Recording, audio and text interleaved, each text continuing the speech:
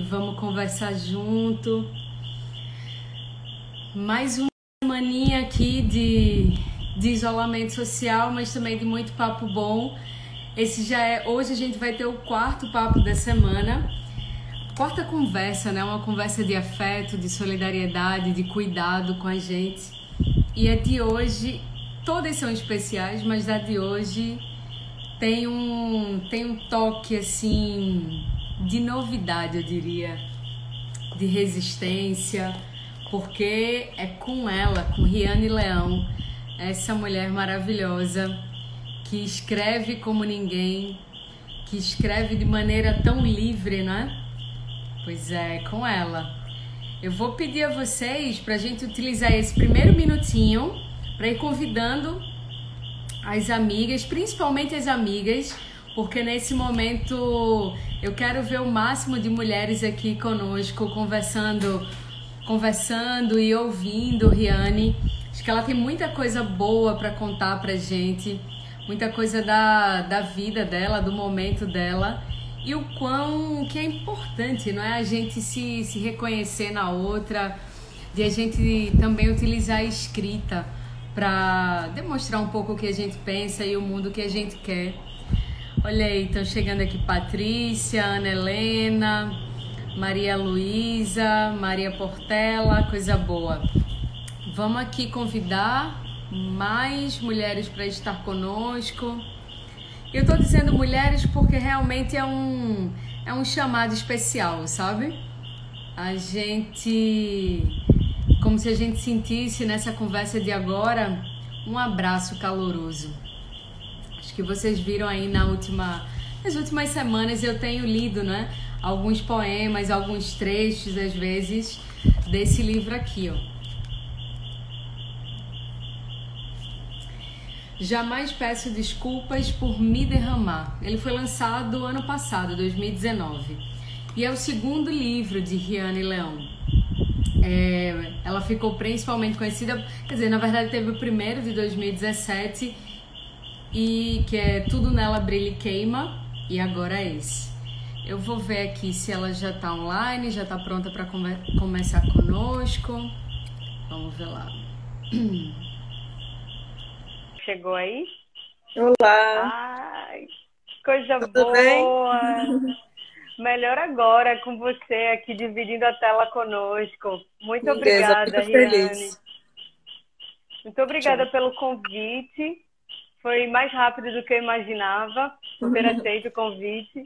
E realmente eu queria que a gente pudesse aproveitar essa horinha aqui para tanto se conhecer melhor, mas que fosse um espaço nesse tempo de pandemia, mas também que a gente aproveite para gerar esperança, sabe? Para a gente se reconhecer na luta, na vida, porque a gente está precisando se abraçar mais, né? A gente está precisando estar mais juntas. E eu digo isso especialmente entre nós, mulheres negras de todas as gerações, que a gente aprenda que a gente realmente se eduque a se ver na outra e construir um mundo melhor. Muito obrigada, viu, por estar conosco hoje e agora. Eu que agradeço o convite. Concordo com você que a gente precisa se abraçar. Eu acho que agora a gente precisa adaptar esses abraços, mas a gente também pode criar laços de outra forma, né? E manter esses laços de outra forma também. Ai, que massa. Riane, eu queria te deixar assim, totalmente livre para o que você sentir na hora, você puder compartilhar conosco também. A gente não combinou antes, mas queria saber se você se importa se eu deixar aqui os comentários subindo, Não. porque aí você vê também, né? E é a forma do pessoal interagir direto com a gente. Nenhum Massa. problema. Fique tranquilo que é bom, as pessoas podem mandar perguntas também. Sem problema nenhum. Então, massa, massa.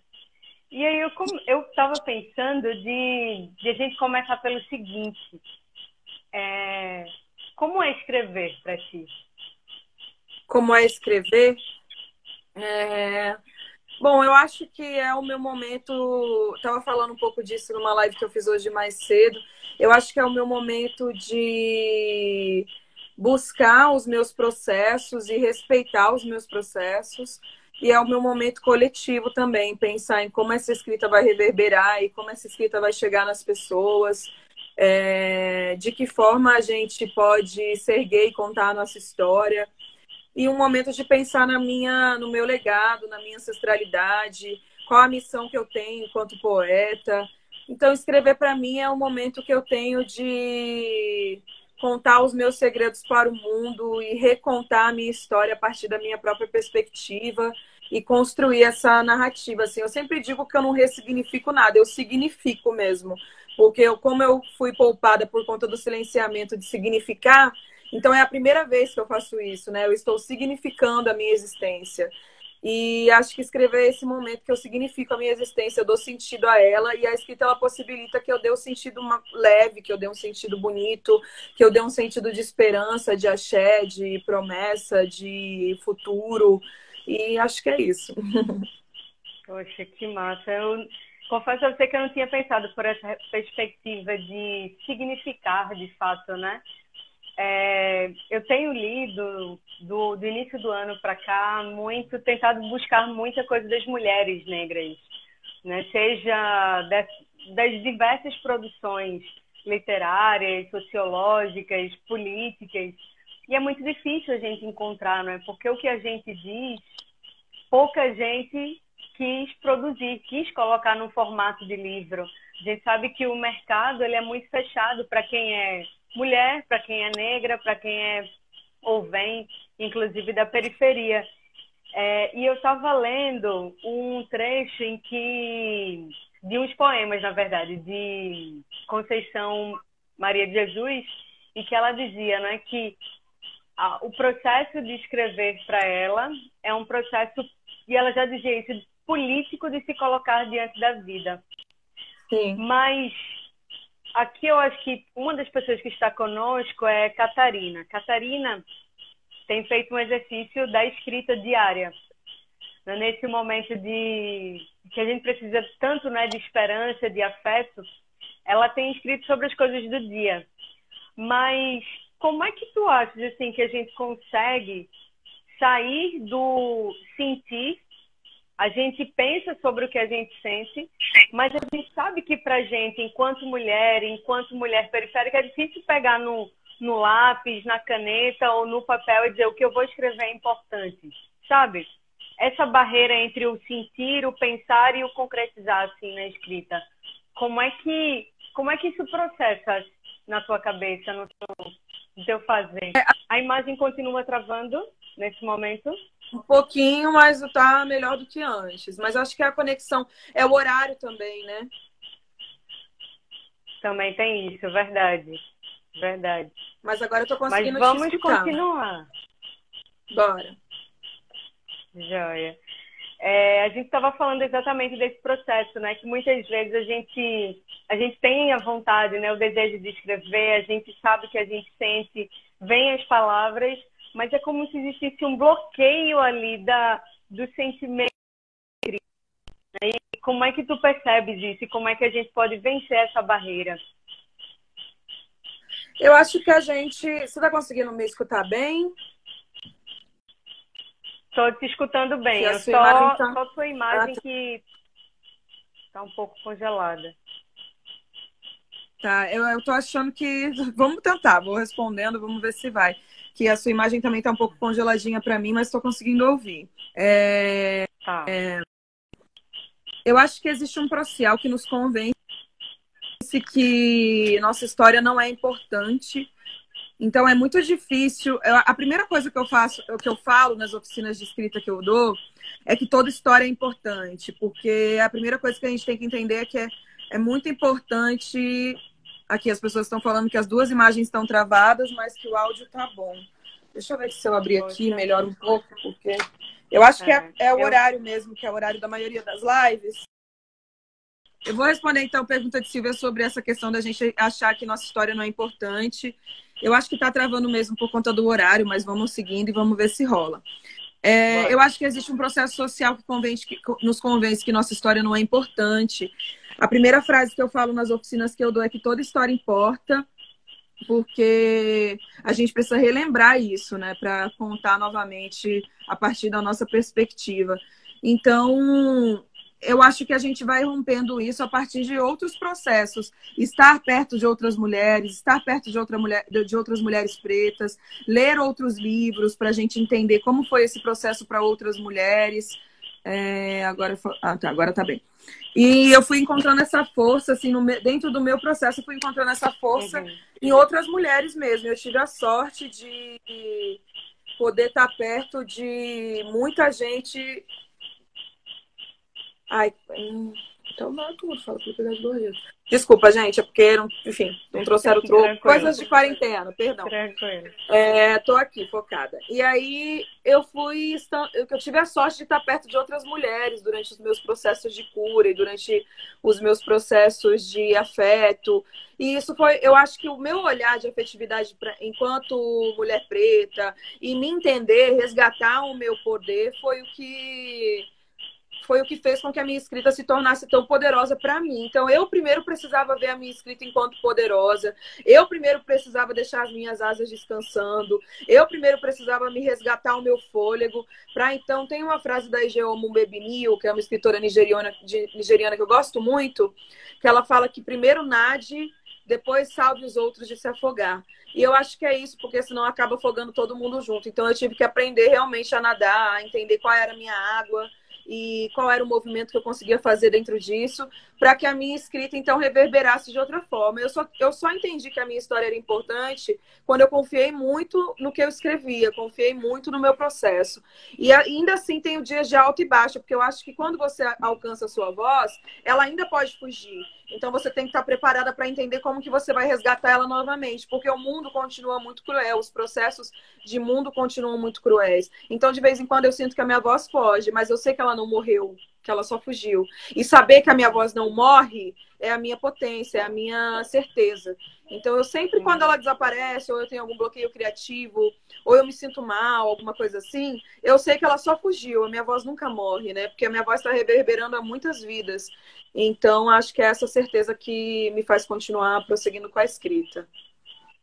Isso é bem real.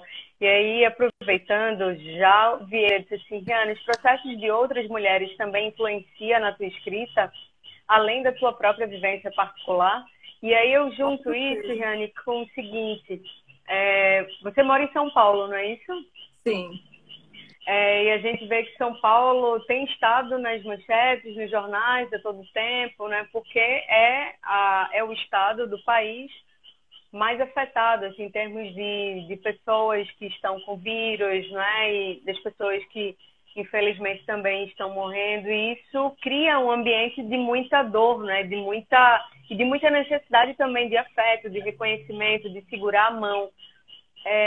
Como é que tu também tem sentido essa necessidade das outras pessoas de irem até você e querer uma palavra, assim, sabe, de energia para continuar nesse momento?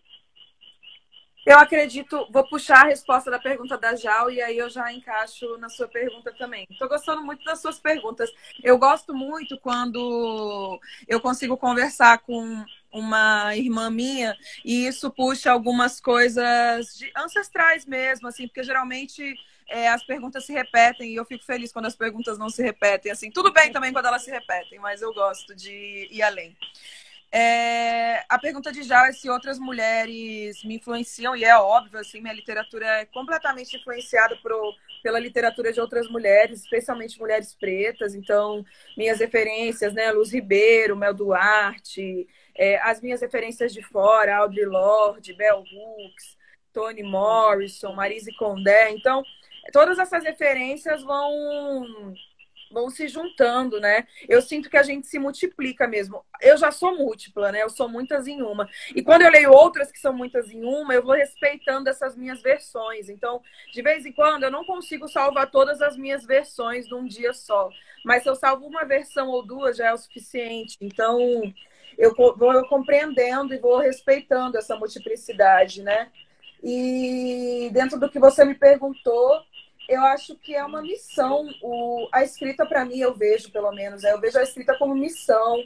Então, sempre que as pessoas me procuram, ou a minha escrita, né, geralmente, como um processo de aconchego, eu vou estar lá para aconchegar, porque eu acho que existem duas questões. Uma que as pessoas não podem esquecer que eu também preciso desse aconchego, eu tenho pensado muito nisso, e eu encontro esse aconchego em muitas outras pessoas também, ainda bem. E o outro é que através da minha escrita eu consigo dar esse colo e eu consigo resgatar muita gente, né? Então, esse resgate, eu me lembro muito bem de um dia no terreiro, que eu fui no terreiro e conversei com Exu, eu sou candomblessista, e Exu disse sobre essa missão, e eu entendi bem como missão mesmo. Eu tenho uma missão, um legado com a minha escrita, que é o registro, né? A oralidade também, a oralidade é muito importante, mas registrar essa escrita e fazer com que outras pessoas escrevam também é o meu legado. Então, esse colo, esse aconchego, eu faço ele através da palavra, né? A minha palavra é o colo e o aconchego, às vezes, para mim também. Então, é uma troca, né? Eu digo que a escrita, ela estanca a ferida de quem escreve e de quem lê. Então, a gente consegue fazer essa troca justa. Que lindo. Sabe, eu tenho lido, e você sabe, eu tenho lido e tenho gravado, né, enquanto leio os seus poemas e envio para as mulheres, envio para algumas pessoas quando não publico lá no meu Instagram, mas eu sempre fico pensando assim, juro a você, assim, jurar, né, enfim, dito popular, maneira de falar, mas fico pensando, poxa, qual será o poema que Rani mais gosta? Ou como é que ela deve estar sentindo agora o que ela está escrevendo? E às vezes eu penso, como seria esse poema lido por ela? Será que você conseguiria ler alguma agora pra gente? Ou com certeza sair o que vem da tua cabeça? Eu tô com os livrinhos aqui na mão, ó, e aí eu tô bem na brisa do Jamais Peço Desculpas por Me Derramar hoje, eu vou ler um poema dele. Eu não sei exatamente a página, mas eu conheço bem os poemas que... Obviamente tem poemas que eu gosto mais, né? Acho que é normal em qualquer processo de criação, até a gente se identificar mais com certos textos. Eu vou ler o poema do Vento, só um minutinho, que eu vou abrir ele aqui.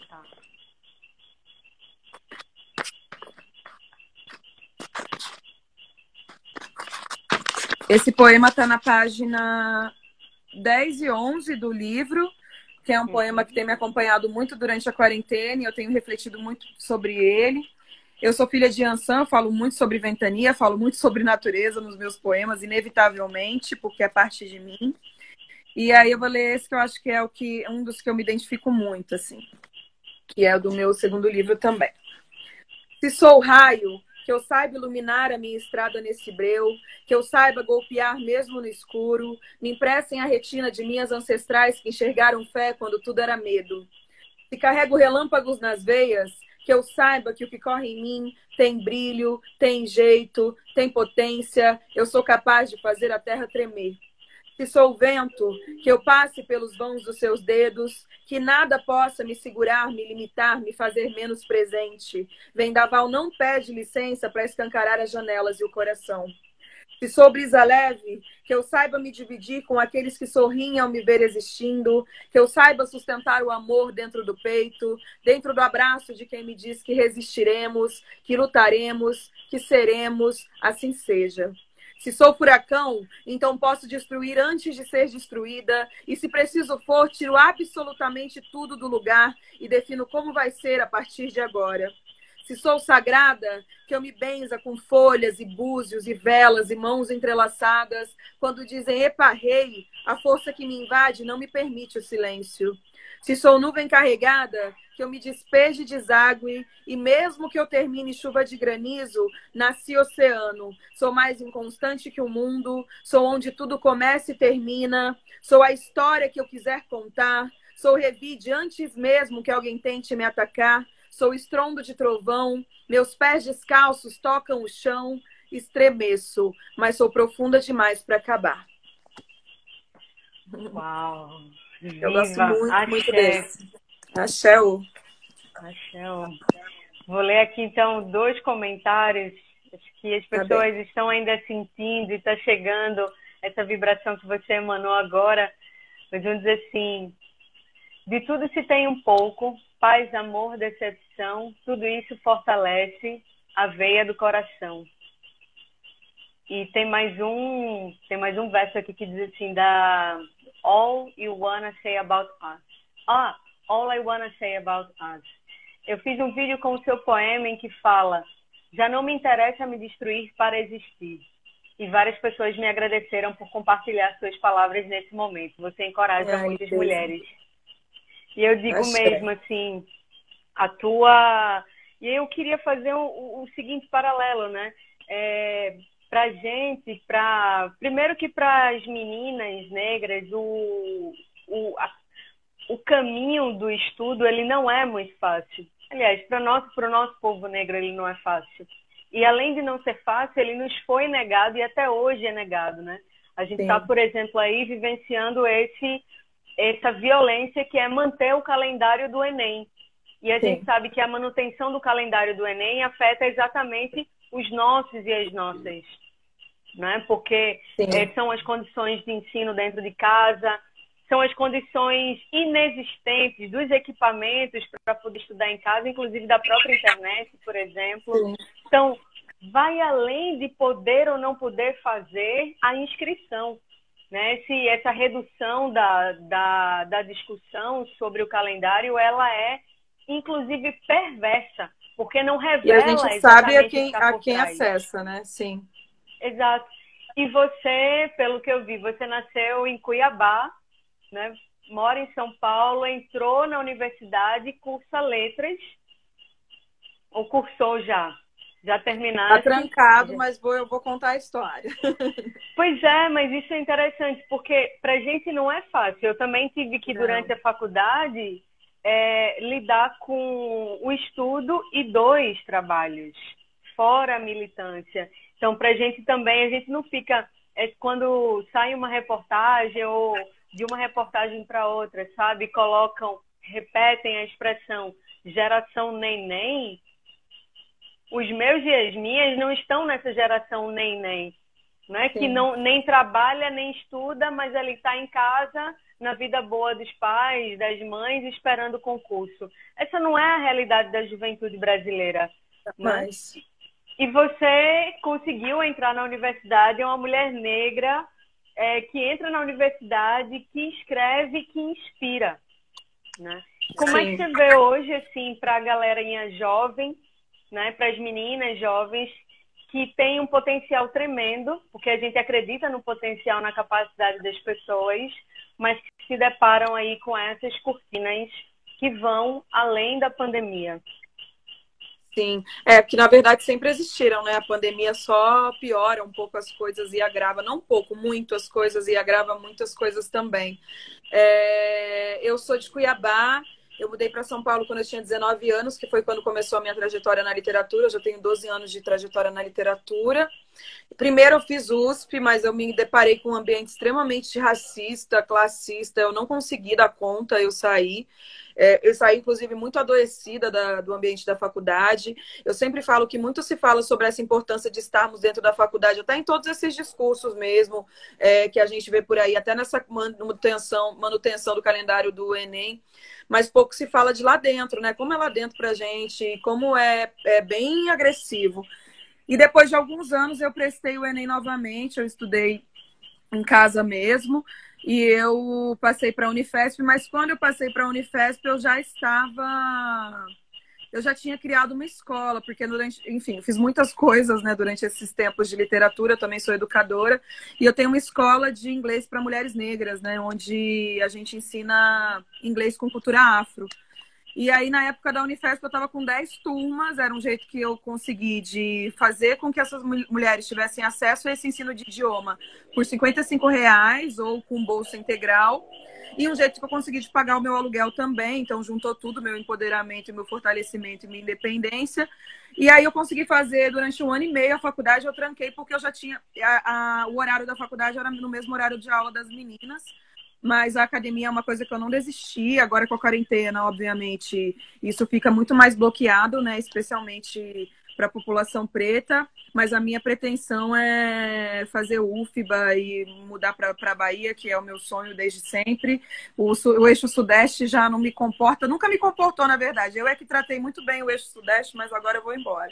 E aí, enquanto isso tudo, obviamente, esse ir embora também é a partir de uma série de acessos que eu tenho enquanto uma mulher negra de pele clara e uma série de vantagens também. Não chamo de privilégios, não acho que nenhuma mulher preta tenha privilégios. Mas foram as coisas também que eu fui plantando, assim. Eu acredito muito nas coisas que eu faço. Então, quando eu fui educadora, acreditei muito. E a escola está aí até hoje, já tem 3 anos. Quando eu estava na faculdade, quando eu entrei na Unifesp, já era uma outra visão. Então, as coisas já não me atingiam da mesma forma. E eu já entendi as estruturas de outra forma, né?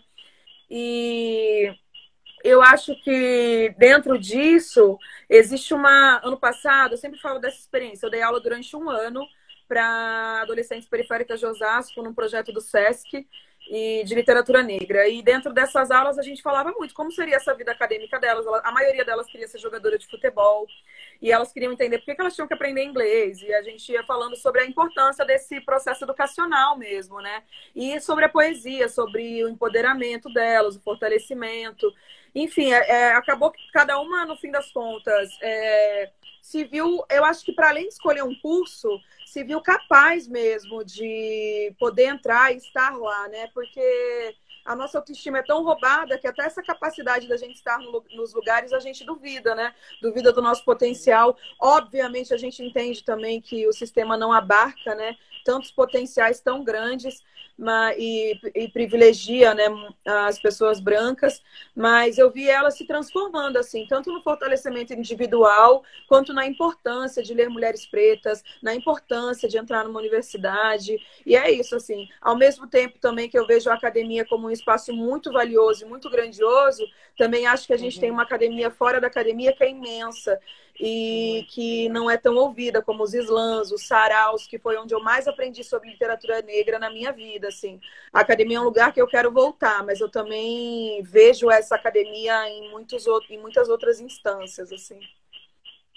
Eu confesso que fiquei emocionada agora, assim, com o que compartilhas, porque eu acho que eu encontrei poucas pessoas, assim, na minha vida que entendessem o processo da vida como um processo de entrega, sabe?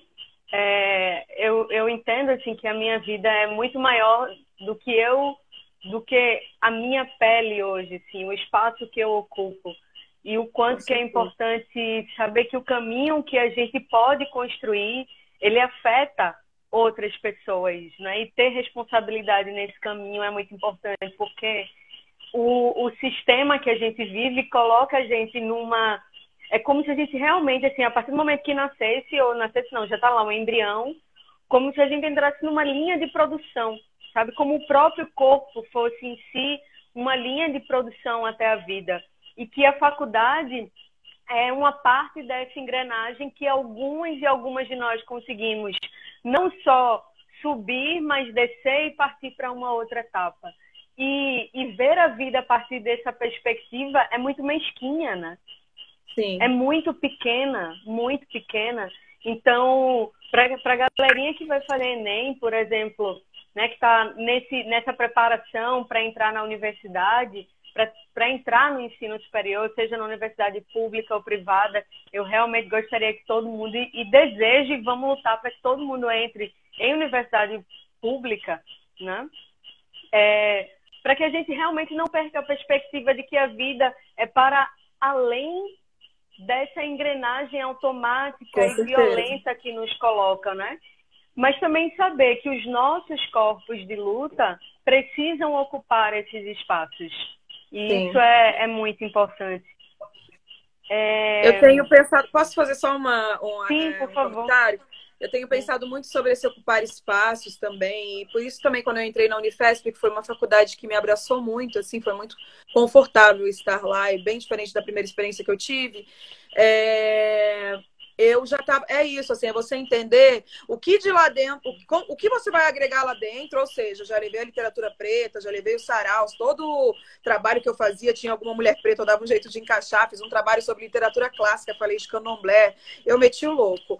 E eu acho que é isso, eu sabia o que era o meu papel ali dentro e também sabia o que era o papel da faculdade fora, né? Então, o que eu posso levar dessa academia de um conhecimento, às vezes, resguardado, para fora, o que pode agregar na minha luta. Então, acho que é isso. Cada espaço que a gente vai, enquanto corpos pretos, a gente pensa o que a gente vai levar dali para agregar na luta, né? Quando a gente aprende inglês, por exemplo, como lá na escola, o que a Rosa Parks pode agregar na nossa luta, o que a Audre Lorde pode agregar na nossa luta? Porque são lutas diferentes, são países que tiveram estruturas construídas de forma parecida, mas diferentes também, né? Cada país é territorial o jeito que tudo foi construído. Então, é sempre como isso pode agregar lutas. Eu sempre estou pensando em agregar lutas mesmo. E penso também em ocupar espaços, mas de uns tempos para cá, não ocupo mais espaços que roubem a minha saúde mental, assim. Então, aqui nem estou falando da faculdade, estou falando de outros espaços quaisquer, assim. Agora eu fico em lugares onde eu consiga me sustentar e onde hajam pessoas que também me abracem, me deem as mãos. Porque por muito tempo eu fui para todo canto, assim. Eu falei, eu acho que eu tenho que estar em todo lugar. Aí eu pensei, não, calma, não é bem assim, né? E também entendi que eu posso criar lugares. E aí foi daí que surgiu a escola. Poxa, que massa. Eu, desde já, me coloco à disposição da sua escola, seja no inglês ou, enfim, se a gente puder também estudar outros idiomas. Eu sei a importância do inglês e me coloco aí como uma possível educadora também no idioma. Junto às fico muito feliz. Então, nesse sentido, acho que tem duas coisas que eu gostaria de trazer agora para a gente refletir e para ouvir de ti. Uma é, e aí eu conversava sobre isso com Márcia Tiburi outro dia, da necessidade de a gente se enxergar na outra. E quando a gente se enxerga, e todas nós que te lemos, a gente sente que é como se uma identidade coletiva feminina, feminista, negra, ela fosse ganhando caldo, sabe? Fosse formando caldo. E aí, quando você faz a reflexão, por exemplo, de... você tem feito escolhas, e é interessante, porque eu também passei e estou vivendo um processo assim, de escolher onde eu quero estar. Não quero estar em lugares que me façam mal, e o fazer mal é realmente a saúde mental da gente. A gente sabe que muitas vezes é necessário sim estar, mas a gente também precisa saber até quando, né, a gente permanece ali. Sim. E aí, como é que esse processo se dá para ti? Como é que tu sentes uma identidade coletiva feminista, negra, se criando, se fortalecendo nesse momento em que a gente sabe que são as mulheres negras, mais uma vez na história, no momento de crise, as mais afetadas? Né? Como é que a gente pode, como é que tu sentes essa identidade se criando? E aí desafio a pensar assim, o que a gente aponta para romper através da literatura? Porque a literatura, para mim, o teu livro, para mim, é extremamente político, sabe? Eu tenho dito às pessoas que a gente não pode negar a política, porque a existência em si da gente é política. Mas sim, como é que a gente pega, né, esse caldo e como é que a gente engrossa esse caldo de identidade e dá o salto histórico? Tá. Eu vou ler um poema da página 152, que eu lembrei dele agora, também do Jamais Peço Desculpas por Me Derramar, sobre esses processos de identificação e que a minha escrita ela não pode parar em mim e do pensamento coletivo. De que valerão os meus escritos se outras não falarem, não se contarem, não dançarem, não se manifestarem, não protestarem, não se erguerem? De que valerão meus escritos se eu me esquecer de direcioná-los para aquelas que engolem silêncios a seco, que escondidas oram ao impossível, que no ônibus às 5 da manhã fecham os olhos e sonham rumos, que focam em tapar os vergões, que nunca soltaram do peito os leões, que estão habituadas a vestir inseguranças? Eu, que agora tenho a voz audível, não falarei por ninguém. Convidarei para virem ao meu lado, para não deixarem se apagar ou desencorajar. De que valerão meus escritos se eu não convocá-las, se eu ignorar de onde vim, se eu parar em mim? Quando eu escrevi esse poema, eu fiquei pensando em várias coisas. A primeira delas, o que é ser uma mulher preta, best-seller, dentro de uma grande editora? A segunda, o que é ser uma das únicas mulheres pretas com bastante acesso no Instagram, literariamente falando? E o que é... Porque, assim, às vezes as pessoas me perguntam sobre acesso, fama, essas coisas. Mas, na verdade, para mim é sempre o que é. O que eu estou fazendo com isso, né? Porque não é o número de seguidores, é o que eu estou fazendo com isso. Então, eu estou usando o meu... Eu estou usando esses meus acessos para trazer outras comigo. No Instagram, eu divulgo diariamente mulheres pretas de literatura independente. Algumas amigas minhas, outras não, quem sabe no futuro. E é como eu uso esses recursos que eu já conquistei para que eu crie esse coletivo, né? Eu acho que a minha identidade ela é coletiva. Primeiro eu aprendi de mim, obviamente, né? Eu resgatei a minha ancestralidade para que eu entendesse o coletivo, mas eu sempre estou pensando em ancestralidade também enquanto escritora, enquanto identidade, enquanto inspiração, porque a gente vem de muito longe. E quando eu digo vem de longe, é de tudo que a gente herda para além da dor, né? Eu tenho pensado como mulheres negras podem se identificar além da dor, porque muitas vezes a gente pensa que a gente só tem uma herança de dor e eu não acredito nisso. Eu acho que a gente tem uma herança para além da resistência também, uma herança de existência, uma herança de sopro de vida, uma herança de oralidade muito rica, assim, de histórias. E aí eu sempre tô nessa reflexão de o que essas heranças trazem para que a gente se identifique além da dor. E eu sempre lembro também de uma poeta que eu gosto muito, que é a Tatiana Nascimento, uma poeta negra de Brasília, maravilhosa também, acadêmica, incrível, que ela fala que a gente vem de um povo que faz música para o Rio. E aqui nem necessariamente a gente está falando de candomblé ou umbanda, a gente está falando da sensibilidade, da sutileza do povo preto mesmo. E como a nossa retina já está acostumada a ver além, a gente vê além. E eu acho que aí é nessa parte que entra a poesia, porque ser poeta é observar as frestas, as brechas, as sutilezas. E quando a gente escreve poesia, e aqui eu estou falando de poesia preta, obviamente, porque eu sou uma mulher preta, é aí que eu estou dando, talvez eu esteja dando a possibilidade de outras pessoas descolonizarem os olhares também. Porque eu não me sinto que vendaram o meu olhar, porque eu sempre enxerguei, mas eu não sinto como venda. Eu sinto como se eu tivesse um olhar construído para ver certas coisas e agora eu vou e faço o movimento contrário, onde eu vou ver o que eu quiser ver, da forma que eu acredito. Então, acho que a poesia, esse movimento coletivo, eu vou falando muitas coisas. Se eu fugir muito, você me avisa. Não, tá Mas eu fugindo acho que a nada, poesia... tá maravilhoso. Ai, que bom. A poesia, esse movimento coletivo, é fé, é sustento mesmo, é baobá, é raiz. A nossa raiz é contar histórias, a nossa raiz é falar. E para além do não silenciamento, né? Obviamente que existe, para além do silenciamento, desculpa. Óbvio que existiu o silenciamento, mas a gente sempre falou. Ontem mesmo eu li um texto meu que chama eu sempre falei com o meu corpo, eu sempre falei com as minhas expressões quando fui silenciada, né? Eu sempre falei com não estar em certos lugares. Só que cabe a quem quer ouvir. Agora eu falo onde eu sei que eu vou ser ouvida, né?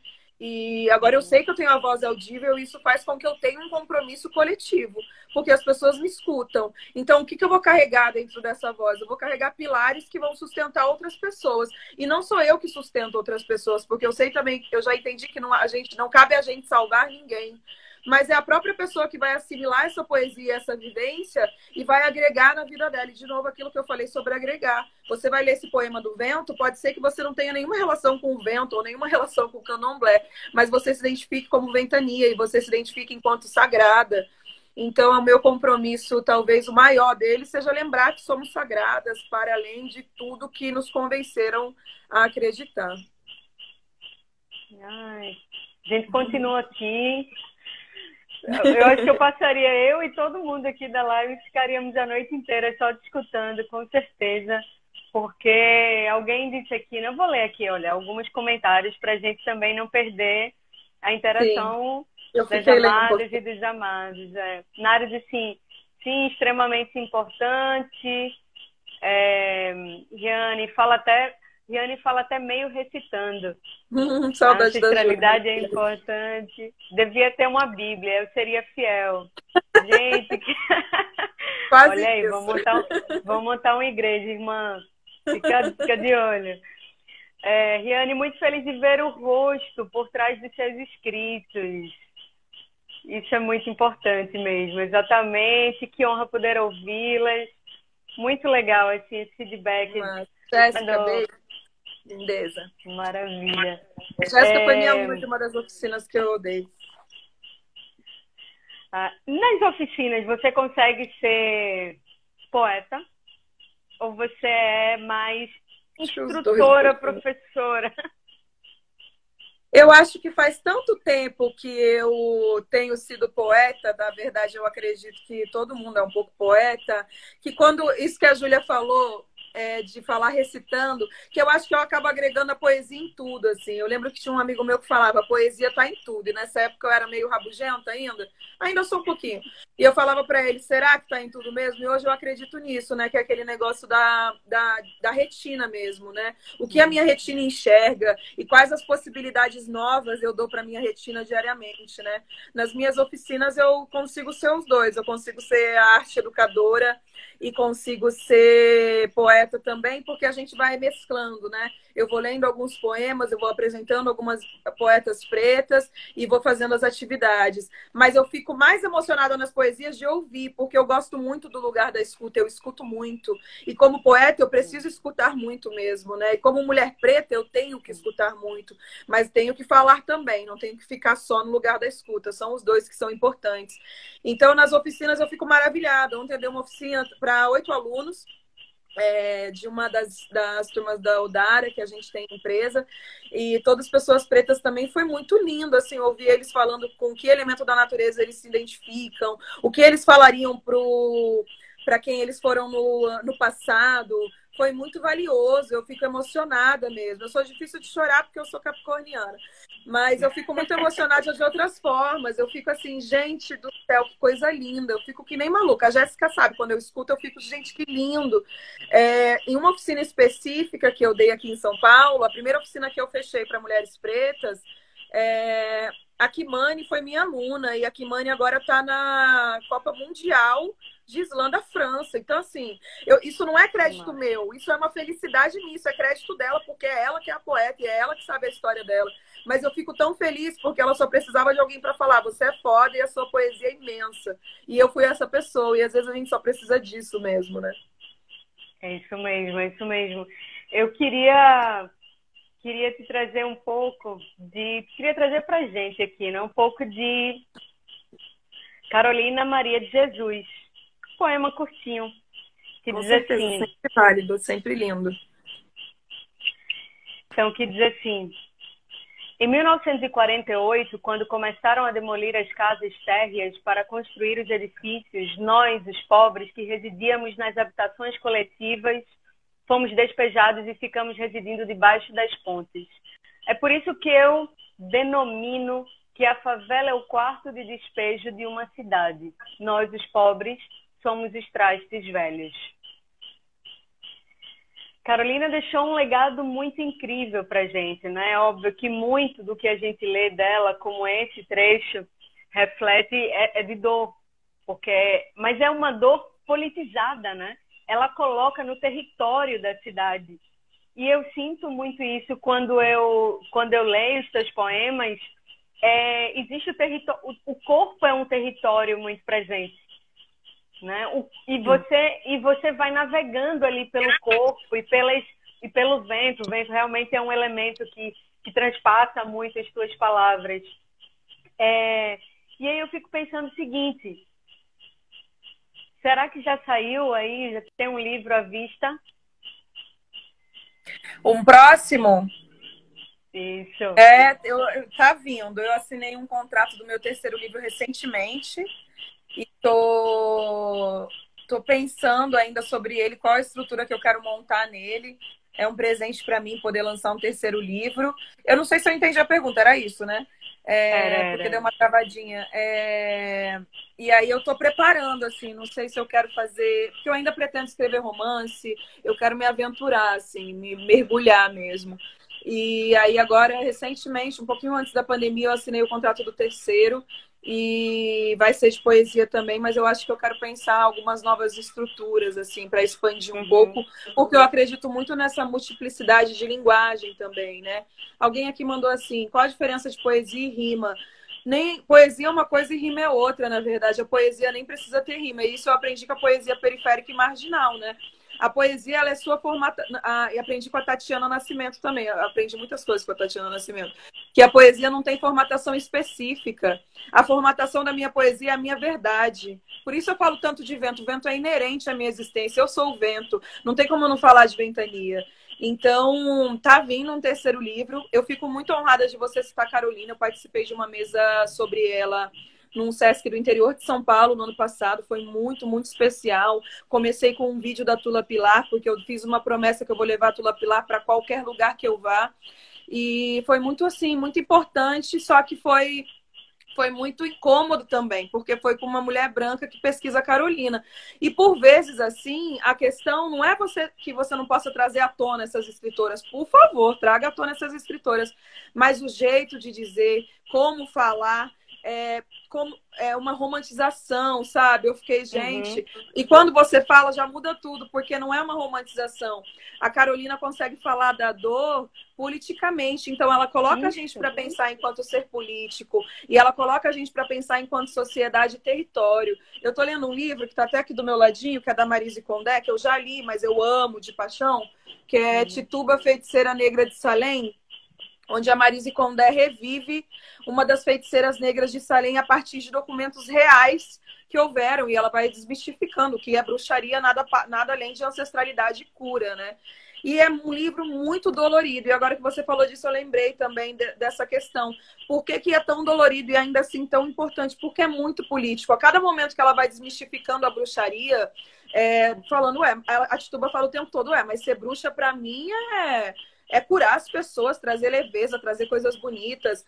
E aí ela vai sempre pensando, e os ancestrais dela sempre encontram... Não vou dar muito spoiler, mas os ancestrais dela sempre encontram com ela e falam para ela, você, de todas as pessoas que vão ficar depois disso tudo que vai acontecer, você é a única que sairá viva. E é muito doido, porque essa vida que ela traz para Tituba é tudo que vem depois, né? Faz muito tempo, são documentos de 1692, e como ela consegue reviver. A Angela Davis fala assim, última coisa, porque agora eu lembrei muito do livro. A Angela Davis fala assim sobre esse livro: a vingança de Tituba consiste em ter persuadido um de seus descendentes a reescrever o seu momento na história em sua própria tradição oral africana. E eu acho que é isso. E aqui entra o movimento coletivo de novo, né? Com certeza.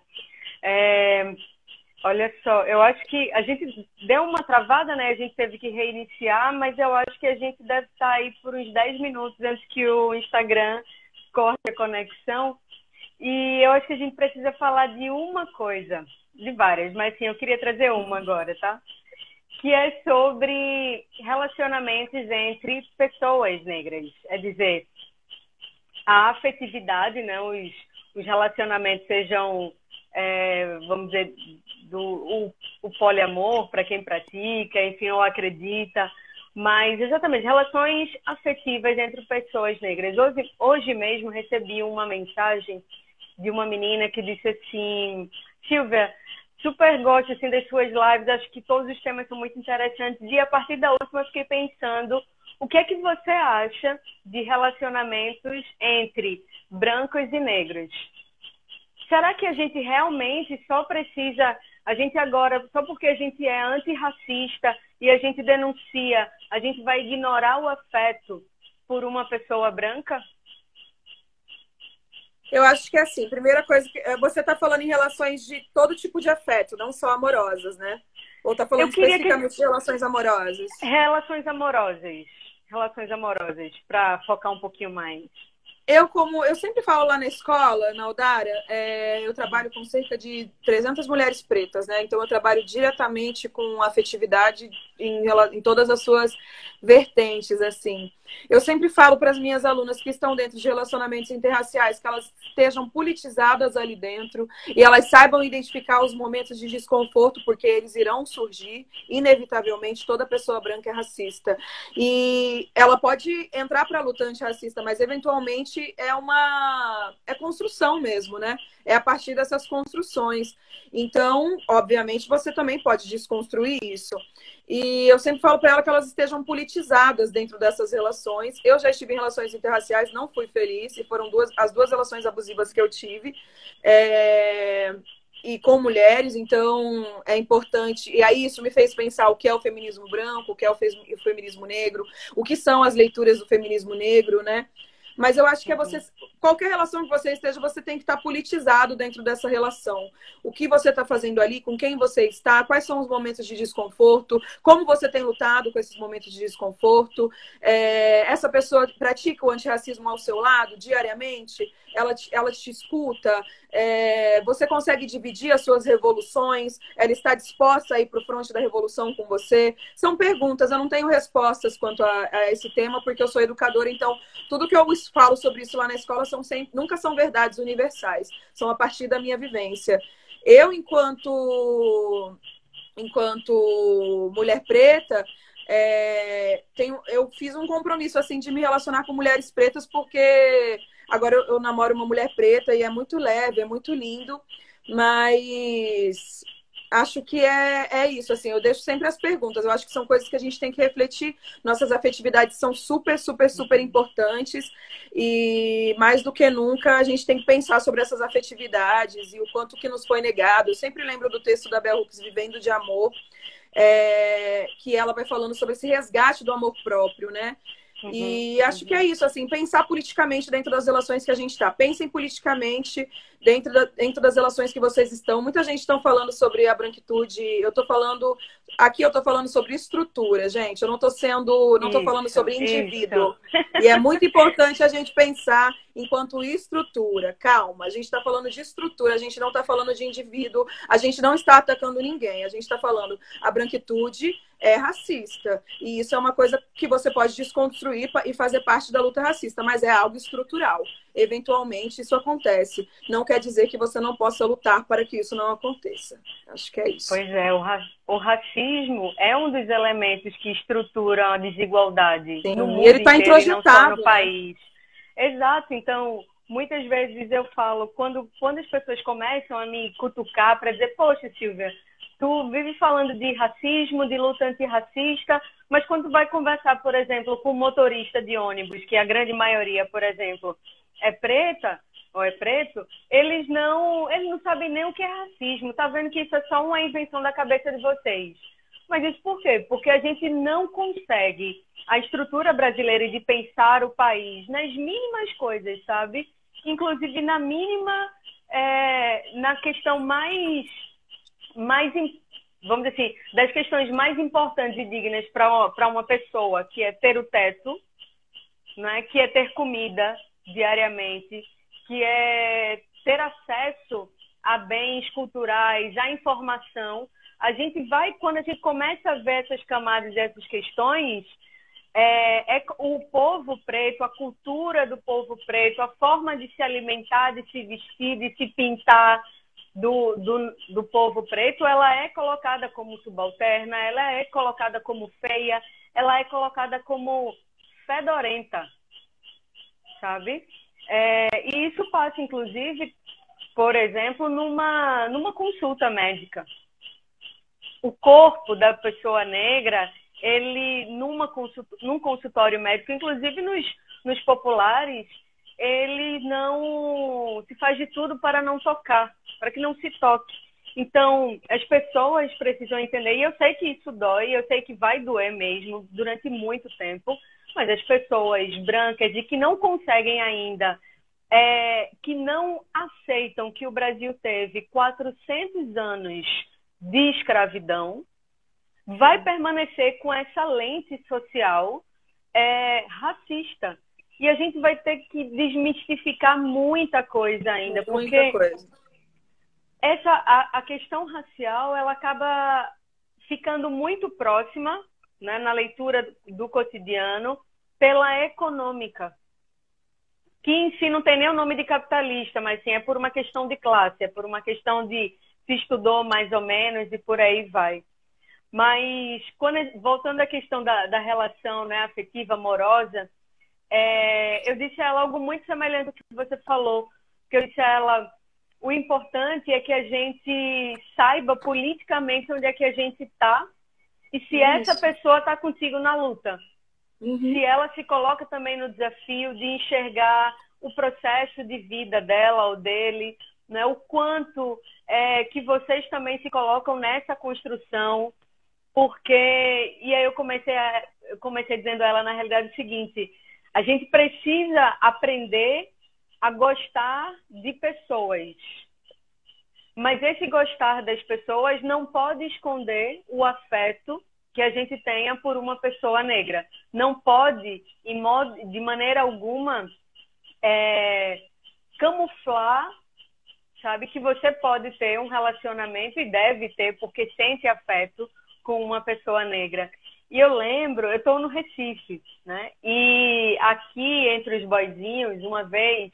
Aliás, durante um tempo, eu escutei o seguinte: mulher negra é para ter prazer. No caso, eles diziam menina negra para ter prazer, para sair, e a branca é para casar. E isso fica, sabe, no cotidiano, e vai passando de uma forma, naturaliza esse tipo de opressão, esse tipo de violência que é racista, né? Sim. Acabei falando e são demais. coisas, fiquei pensando, são coisas que já estão introjetadas como verdades. Então, quando alguém me diz que o amor não tem cor, eu sempre penso em como as coisas são construídas. Ele, obviamente, como os nossos afetos são negados. Então, a gente vai falando de estrutura mesmo. O que a gente está conversando nessa live é sobre estruturas. Eu acho que, enquanto vivência, o meu compromisso mesmo, enquanto mulher preta, é me relacionar com mulheres pretas. E eu namoro uma mulher preta, e a gente traz esse afeto leve, a gente conversa sobre as nossas questões, enfim, e a gente é parceria e cumplicidade na luta. Mas eu sei que não é uma realidade para todas, então eu sempre converso com as alunas sobre isso, assim, estejam politizadas em todos os espaços que vocês tiverem, para vocês saberem e conseguirem enxergar o que está realmente acontecendo, né? Eu fiquei com vontade de ler um poema que eu escrevi para minha namorada, para minha companheira, que alguém colocou, queria ver esses poemas que vocês falam, que você fala para mulheres, afetos entre mulheres pretas. Posso? Por favor, por favor. A live é sua. Tá bem. É do livro novo também. E é para minha companheira.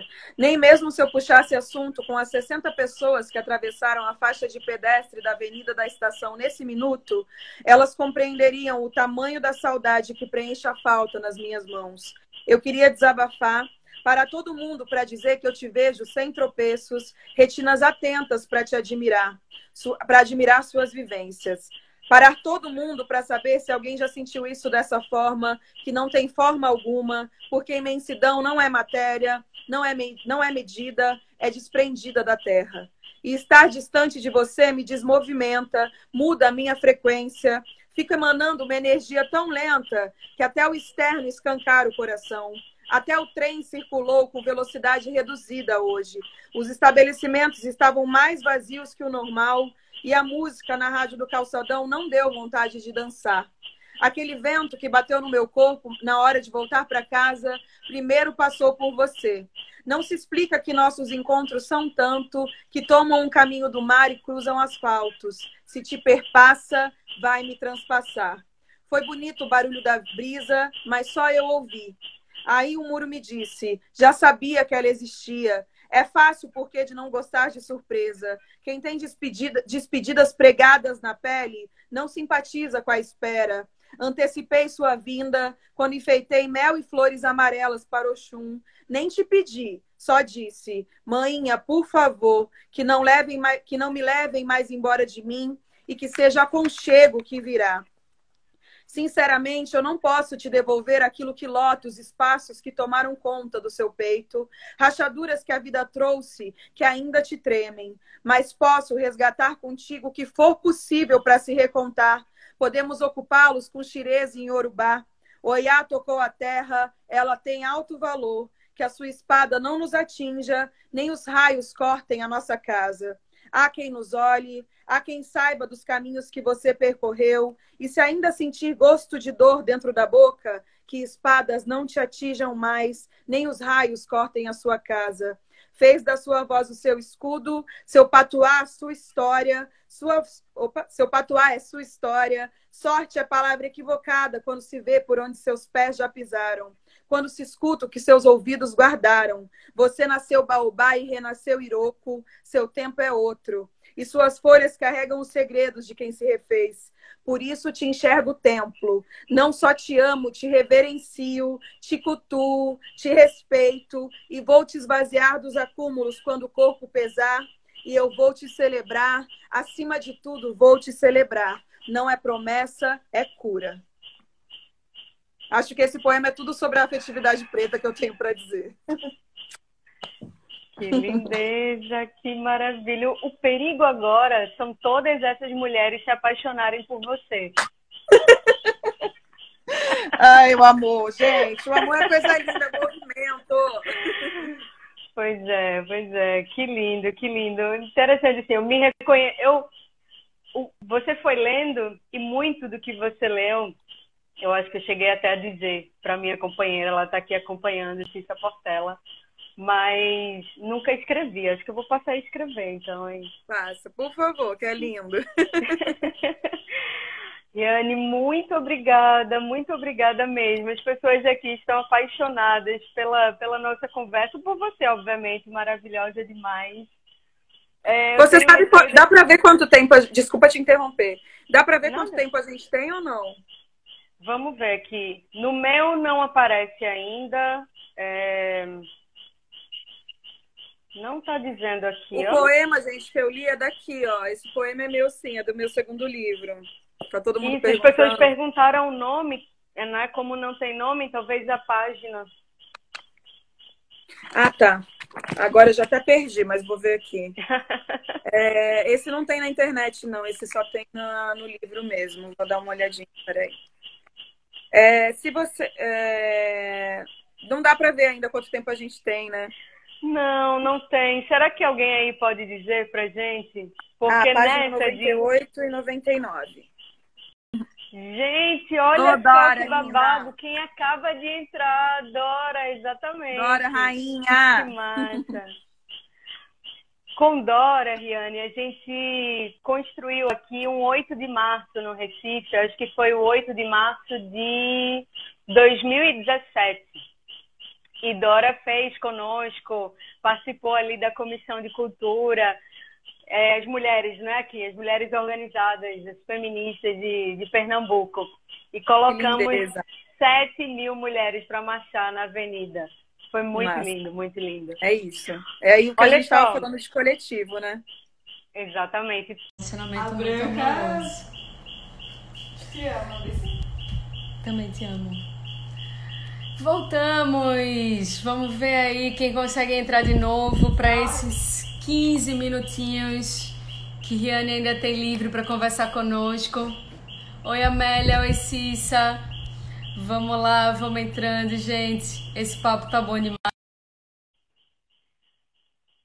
Vamos ver quem consegue voltar. Vamos dar mais uns segundinhos aí. Ai, que massa. Olha só que coisa boa, a Amélia dizendo aqui que esse papo está muito curativo. Que ótimo, Amélia.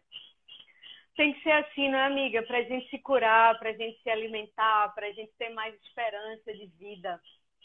Com certeza. Ótimo, ótimo. Posso trazer mais um tema? E aí você toma o tempo que quiser até o final? Claro. Que é o seguinte. Vivem dizendo que as mulheres negras são raivosas. Que agora que a gente só fala gritando, que é muita raiva, que sabe? Não sei se você já ouviu isso, mas eu escuto muito. E como se a gente tivesse incapacidade de diálogo, incapacidade de compreensão, né? Como se a gente não tivesse mais paciência. E a gente sempre vem falar de paciência histórica, da paciência histórica, mas chega um momento que se a gente não grita, a gente não é escutada, a gente sequer é vista. Né? E a dor já está batendo no osso há muito tempo. Então, quando uma pessoa, por exemplo, como você, que tem consciência dos seus mais de 500 mil de seguidores lá no Onde Jaz Meu Coração, quando você se depara com esse número e diz, para mim não importa a quantidade de pessoas que me seguem ou que curtem, mas sim o que é que eu faço com isso, né? Para que isso serve? Está muito vinculada também a essa dor. Os seus poemas têm muita força, né? Como é que tu entendes isso, Riane? Eu acho que em relação a isso, né? Assim como eu fui compreendendo o mito da mulher negra e forte e aprendi a contemplar e compreender as minhas fraquezas, a gente vai compreendendo. Eu pensei em duas coisas na sua pergunta. A primeira delas é numa frase que a Audre Lorde fala, que se a gente... Não, Audre sim. Se a gente não fala, os nossos silêncios começam a socar dentro da nossa boca. E às vezes eu fico pensando, depois de tanto tempo com o silêncio socando dentro da boca, como é que essa voz vai sair? Ela não vai sair baixa, porque está machucada. Então, primeiro que a gente pode falar da maneira que a gente bem entender. Segundo, que isso é mais um motivo que as pessoas arrumam para que a gente não fale, né? E eu lembrei também de um evento que eu participei em Salvador, que um pouquinho antes da mesa, era eu e mais 3 mulheres pretas na mesa. O organizador falou, tenta falar de um jeito mais levinho, né? Eu sei que vocês são, meio assim, não justificou muito, né? Mas tenta falar de um jeito mais tranquilo, hoje é outro público. E aí eu olhei assim para as meninas, eu falei, meu Deus, a gente se entende no olhar também, porque faltava pouco tempo para começar a mesa, não deu para conversar sobre isso, mas na própria mesa a gente falou sobre isso. O que se espera de mulheres negras que foram convidadas para fazer uma mesa dentro de um circuito cultural? Então, a gente é exatamente isso, assim, o que é esperado, né? É esperado que a gente abaixe a cabeça, é esperado que a gente não fale, é esperado que a gente fale baixo, é esperado que a gente anule nossa existência. Então, toda existência que é muito, eu compreendo que a minha existência é muito, por exemplo, vai incomodar e vai gerar esse tipo de comentário, né? Que é, a Riane só faz barraco. A Riane fala muito alto. A Riane não sabe se medir em público. Tanto esses espaços e a gente passou por tantos processos de silenciamento que o jeito que a gente vai se colocar, que às vezes eu nem reparo o jeito que as mulheres pretas estão se colocando, e sim o que elas estão colocando, porque é tanta urgência e cada uma tem a sua urgência, porque apesar das coisas que a gente tem em comum, a gente tem muita especificidade e muitas coisas que são só nossas. Então é mais o que está saindo ali que eu me concentro. Eu sei que o mundo não se concentra assim, né? E eu vou lembrando dessas experiências que eu tive em mesa, ou então as mesas que a gente vai e pergunta, mas você que é a convidada, e o jeito que a gente é enxergada dentro desses circuitos institucionais, principalmente, né? Ou alguém, eu já tô lá, a pessoa fica, cadê a Riane? A Riane já chegou e eu já tô lá há muito tempo. Ou então... Esse dia especialmente foi sobre isso, assim, como eles esperam que as mulheres negras se coloquem, né? O que é para falar para uma mulher negra que ela se coloque de uma forma mais leve? Eu nem sei o que é isso, porque para mim eu sempre me coloco de uma forma leve. Eu falar alto não quer dizer que eu não estou sendo leve, ou enfim, né? A gente ficou olhando uma para a cara da outra, depois a gente citou isso na mesa, né? O que é esperado, o que é condicionado. E, mais uma vez, esperar esse silêncio, ou essa voz baixa, ou essa obediência, né? E a gente já nem liga mais para isso. Um olhou para outro e falou, riu, assim, a gente foi fazer a mesa. Mas é claro que isso foi depois de muito estudo, muitos livros, muita escuta de outras mulheres pretas para compreender esses processos, né? Isso me lembrou um poema, posso ler? Fica à vontade. Me lembrou o que mais a mulherada quer aqui. Me lembrou um poema da página 50 também do meu segundo livro, que fala sobre as narrativas. Se eu soubesse que as minhas narrativas eram minhas desde o início, muita coisa teria mudado na minha trajetória. Desde pequena, filmes, poemas e músicas definiram o amor e as dores como obrigatoriamente próximos. Então me apaixonei rapidamente pelo que me machucava, mais do que pelas coisas suaves. E agora preciso esfregar no banho essas violências que grudaram no meu cabelo, nos meus braços, me convencer, não me sabotar, não duvidar. Intuição e insegurança se embaralham. Quando sei o que devo fazer e paro para me escutar, não consigo identificar o sentimento e separar as vozes antigas de meus receios. Estagno. Talvez não fosse preciso encarar trevas para conhecer a luz, se desde o início meu alimento fosse feito de narrativas construídas por mim mesma. Então olharia para os meus pés descalços e veria asas, me devolveria calendários, movimentos e fôlegos e me escolheria. Que lindo, Acho que é exatamente sobre esse ponto, assim. Mas sabe o que isso me lembrou também? Eu vou afastar agora, porque a gente precisa sempre ver isso aqui, sabe? Recentemente, me pediram para regravar um vídeo no qual não aparecesse a placa de Marielle. Sim. E eu bati o pé e disse, e tive apoio de mulheres brancas e que conhecem e reconhecem a necessidade de uma sociedade antirracista, né, de uma sociedade pelo bem comum. E realmente não refiz, mas o que a gente tem falado agora, não refiz o vídeo, mas o que eu quero dizer é que essa tentativa de silenciar a gente, de fazer com que a gente fale baixo, né, de fazer com que a nossa aparência passe desapercebida, porque também, por ser negra, mas também por ser mulher negra, não pode se sobressair nos espaços públicos, nos espaços que são dominados pela fala dos homens, inclusive.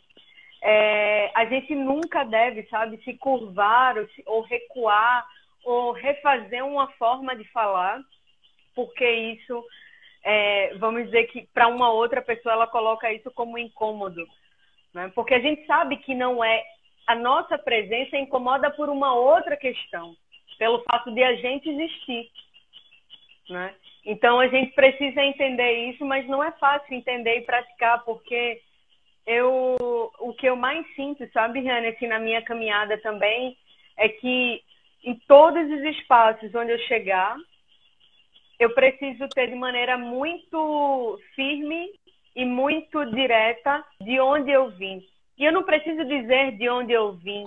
Eu preciso compartilhar o que eu sinto, qual é a minha ideia de mundo e com quem eu construo, sabe? E isso diz muito do quanto a gente grita ou do quanto a gente silencia. E acho que a gente precisa insistir mais assim, com as novas gerações, que já ainda bem. Isso é outra coisa, tá aí. Um ponto novo para você poder conversar conosco. Eu sinto que as novas gerações já vêm com um tanto de revolução na veia. E mais do que revolução, já vem com algo muito mais evoluído, sabe? É como se a gente conseguisse deixar um traço de justiça, vamos dizer assim, de desejo por justiça no gene. Será? Eu estava pensando também pensei muitas coisas enquanto você foi falando e lembrei de novo das minhas alunas e de tantas escolas que eu já participei com a poesia e a cura através da poesia e como a poesia é importante. E aí eu penso em duas coisas. Eu acho que não dá para a gente transformar as pessoas mais jovens e os mais novos, e as mais novas especialmente, em imunes à dor, não tem como, bem que eu gostaria, mas eu acho que a gente facilita processos. Então, eu lembro muito das minhas alunas, especialmente as alunas do Sesc Osasco, saindo de lá super, né? Elas já eram bem mais, vou colocar para frente como termo, que era o termo que elas mesmas usavam, do que eu na época delas, mas depois de conhecer a literatura preta, elas se identificaram. Eu mostrei um curta chamado MC Jazz, que é um curta que a minha companheira atuou, que é um curta sobre uma mulher negra e lésbica, e elas falavam coisas como hiperiférica. Ai, parece a minha mãe. Ai, essa história parece a minha. Ah, essa cozinha parece a lá de casa. Então, essas identificações coletivas que a gente leva vão mudando, vão primeiro plantando um legado, né? Talvez isso já esteja no gene, sim, porque a gente, enquanto... Eu falei isso para a Carol na semana passada, que a gente, enquanto pessoas pretas, a gente mexe com física, química, com tudo. A gente é muito... A ancestralidade ela é muito maior do que todo mundo imagina. E a gente consegue transmutar, transformar, transcender tudo, tudo. tudo e qualquer coisa. Eu acredito muito nisso. E dentro disso, eu falava sempre para as minhas alunas no Odara que eu gostaria muito de ver mudanças estruturais em vida, mas que não sabia se veria. E na verdade, isso mudou. Eu mudei o que eu falo quanto a isso, porque eu já vejo mudanças estruturais. Para mim, uma mudança estrutural agora, por exemplo, na Odara, ou nas oficinas que eu trabalho, quando uma mulher preta vira para mim e fala que a partir da poesia, o nome do curta é MC Jazz. Tem até o Instagram, MC Jazz. Jazz, J-E-S-S. Até me perdi, mas enfim, as estruturas. Quando uma mulher preta vira pra mim e fala: eu rompi um relacionamento abusivo. Ou uma mulher preta vira pra mim e fala: eu depois de ler os seus poemas, eu me achei bonita. Isso são coisas que eu já ouvi muitas vezes. Ou uma mulher preta fala: eu rompi, eu estava em depressão de cama há 3 semanas e eu levantei depois de ler o seu livro. Isso já é uma mudança estrutural, porque isso vai mudar como ela se vê, isso vai mudar como ela vê a família dela, isso vai mudar se ela quer ter uma família ou não, e tá tudo bem se ela não quiser. Isso vai mudar como ela se vê diante do mundo, e isso vai mudar as ideias dela diante de mundo. Isso já é estrutural, eu já vejo mudanças estruturais agora. Quando uma aluna minha vira para mim e fala: eu só consegui tirar a primeira vez que eu consegui tirar uma foto do meu corpo foi depois de ter aula com você. Eu amo muito quem eu sou agora. Isso muda a relação dela isso muda a relação dela partindo de mundo, de visão de mundo. Então, isso já é estrutural. Eu não preciso esperar morrer para ver mudança, porque o meu trabalho já causa essa mudança. E eu vejo porque as pessoas me mandam mensagem. Eu lembro de uma mulher que me mandou mensagem. Era uma mulher branca, porque eu acho que é isso, né? Essas coletividades também, mas é uma história que me tocou muito. A mãe dela estava internada num hospital psiquiátrico e por conta de violência doméstica e não queria mais levantar, estava lá há muito tempo. E ela levou o meu livro para a mãe dela, ela levou um para ela e um para a mãe dela. Ela falou que elas leram juntas, que a mãe dela chorou, levantou da cama e falou que ela estava disposta a recomeçar agora e que esse livro tinha trazido águas de cura para ela. Isso para mim já valeu o quanto como uma mulher está se enxergando depois de tantos momentos de dor. Eu que também já passei por violência física e verbal dentro de relacionamentos, é saber que o recomeço é possível. Então a Jéssica falou: nunca mais pedir desculpas por chorar. É isso. O que a gente tem aprendido enquanto mulher preta com outras mulheres pretas, né? Eu posso citar várias. Eu posso aprender com a Maryse Condé, que é esse livro que eu tô lendo, que a ancestralidade é isso, é esse transcender de tudo e qualquer coisa. A gente pode mover até o vento, se a gente quiser. Com a Luz Ribeiro, eu aprendo o que é ser água. E eu aprendo que eu nunca estagno justamente porque sou água. Com a Carol, que é a minha companheira, que também é poeta, MC da Alfarra, eu aprendo o quanto o baobá ainda está presente em mim, porque há muitas histórias morando na gente. Ela sempre aparece com um texto novo que eu falo: nossa, olha como essa retomada e esse território mora dentro dela mesmo, né? Então, para cada pessoa eu posso citar uma transformação. Isso já é uma mudança estrutural. As pessoas que nos leem, a gente já está mudando muita coisa. A minha mãe é uma mulher branca. E então eu sempre estou pensando também como essa escrita ela atinge muitas mulheres, mulheres negras, mulheres brancas, e como esse legado, e uma mulher branca que sofreu violência dentro de relacionamentos e é traumatizada até hoje. Então, para quem eu escrevo? Para mulheres, especialmente para mulheres pretas, mas eu vejo essas mudanças, a estrutura já está sendo mudada. Assim. Para quem pensa que só os nossos filhos vão ver isso, ou sequer, ou os nossos sobrinhos, enfim, ou os nossos alunos, não, a gente já está vendo. Se existem mulheres que estão se erguendo e falando, a gente já viu tudo. A gente já fez tudo que a gente... Assim, tudo não, porque a gente ainda tem muita coisa para plantar, mas a gente já fez muita coisa. Eu tenho muito orgulho do meu trabalho de verdade, assim. Eu lembrei de uma experiência que eu tive, última coisa, que eu empolguei. Eu lembrei de uma experiência que eu tive com adolescentes recentemente, e um dos adolescentes, que era um menino negro, chegou em casa, a mãe dele me mandou uma mensagem. Foi muito linda essa experiência, porque eu ensinei para eles a ver poesia, assim. A gente pegava um caderno e a gente ia viajando, ia falando: como que você vai ver poesia nesse caderno? Eles falaram: caderno me lembra lembrança, caderno me remete a diário, caderno me remete a narrativa. E a gente ia viajando, foi muito bonito. E eu finalizei essa atividade com eles me contando um superpoder que eles já tinham. E eu percebi que eram jovens que nunca tinham parado para pensar sobre autoestima. Quando eu cheguei em casa, a mãe eu não lembro o nome dele, acho que era Felipe. Ela falou, ele chegou aqui em casa falando que te conheceu, falando, mãe, você precisa conhecer essa autora, e que foi o melhor dia da vida dele. E eu pensei, então é isso. Eu já entendi o que é legado. Quando essas coisas acontecem, eu penso, eu já entendi o que é legado, embora eu ainda tenha muito para aprender, né? Porque ainda tenho muito, muito, muito para aprender e para ensinar. Mas eu acho que parte muito de a gente se colocar nesse lugar de que a aprendizagem é mútua, né? Com certeza. Ela é não só multidisciplinar, Ali como um ela, termo o Enzo, técnico. ela tá aqui a mãe dele tá aqui na live, que coisa linda. Ai, chefe. que lindo. Manda um beijo para ele. Ah, tá aqui. É a Juliana, né? Uhum.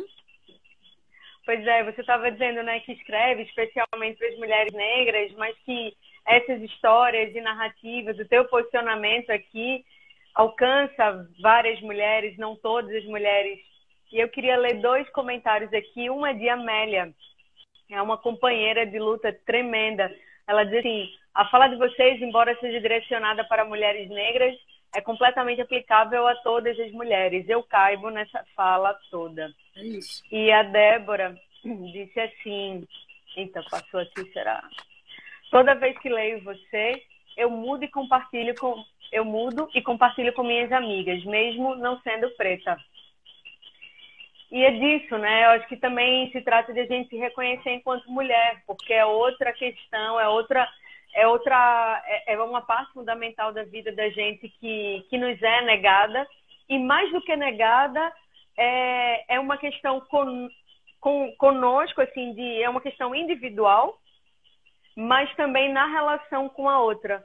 Não é? A gente, por exemplo, é negado o sentir prazer, de a gente mesmo sentir prazer, mas de a gente também ter uma relação de amizade, de irmandade com a outra, ao invés da rivalidade, da cumplicidade e tal, ao invés da rivalidade, que é o que nos colocam, né, nesse lugar.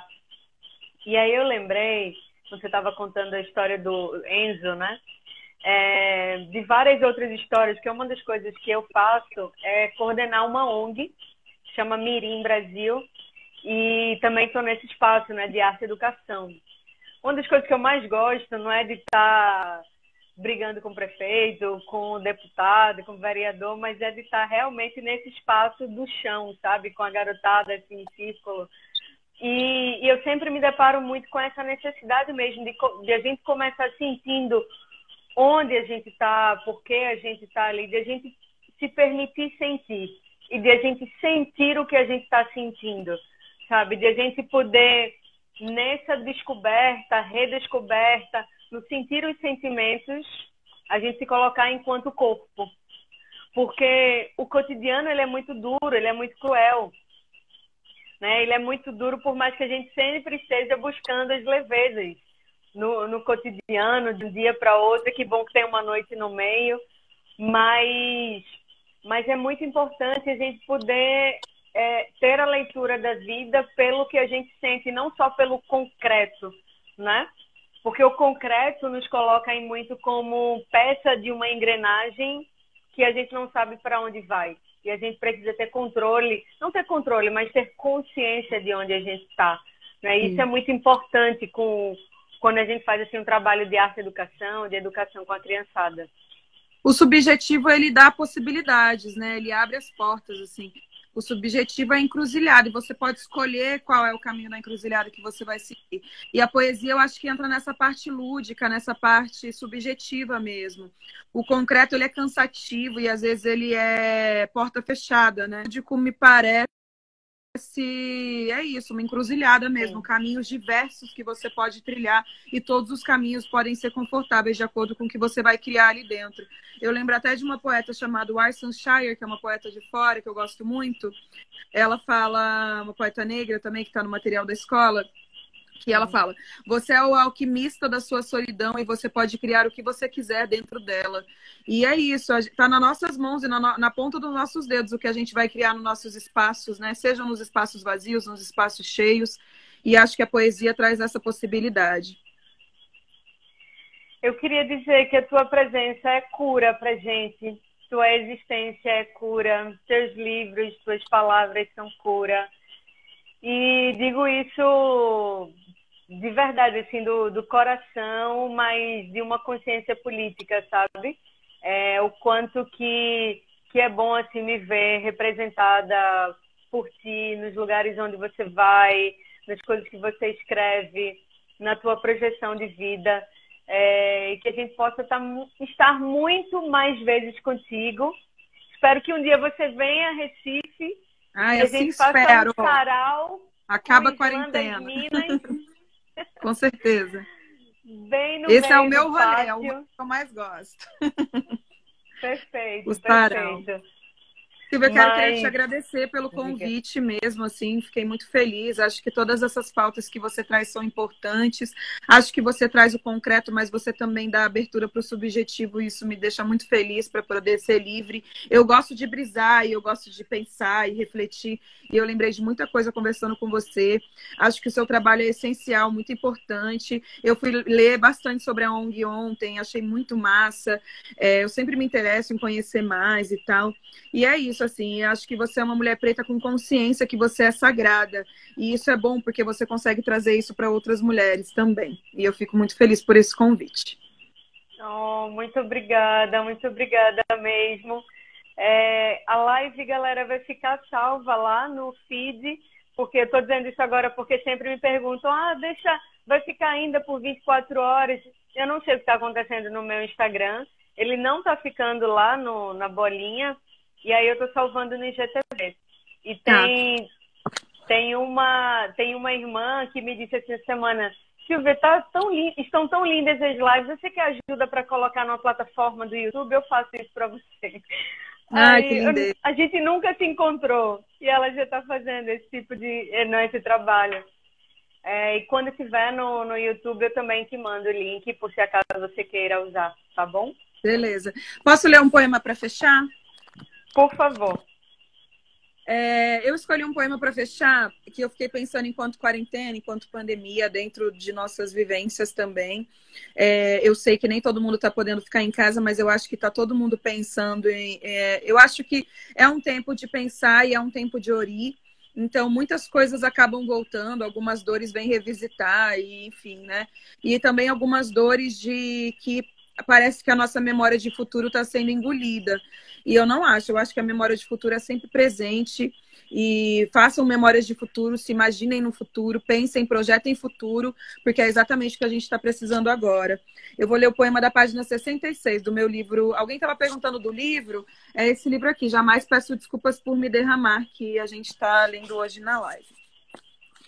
Desconfio que certas cicatrizes nunca fecham de vez, só ficam esperando domingos, madrugadas, tentativas, friozinhos e garoas para que se espalhem pelo quarto e comecem a gritar. Bom mesmo seria poder escolher qual ferida a gente dá conta de encarar novamente e qual queremos deixar quietinha para nunca mais. Mas essas que abrem e se esparramam são justamente as que ainda nos consomem. Talvez elas estejam implorando para serem ouvidas, talvez elas latejem para lembrar que escapamos, talvez elas procurem outro olhar, talvez elas queiram nos mostrar que perdemos muitas horas decorando a dor e esquecemos completamente de nos concentrar em nossas continuações. Pequenas grandezas que aparecem em semanas comuns. Cheirinho de dendê na feira do bairro, a flor que invade o muro da casa do lado de fora e nos topa enquanto andamos na calçada, o abraço apertado de uma saudade desmedida, se demorar com quem não tem pressa de te observar, cafuné de vó, risada de mãe, conselho de irmã. Caminhos abertos pedem desvios do óbvio, quando a mágoa te contornar, levar a primavera consigo, se atrair por novos sentidos. É isso. Muito, muito, muito obrigada. Viu? Riane Leão, nos nossos corações, curando a gente. Muito obrigada, Riane. Obrigada eu que agradeço. Mesmo. Foi um presente. Presente mesmo. Beijo, fique bem. Gente. Abraços levinhos para você. E beijo para quem assistiu também, com certeza. Beijo. Vamos esperançar mais gente. Até breve.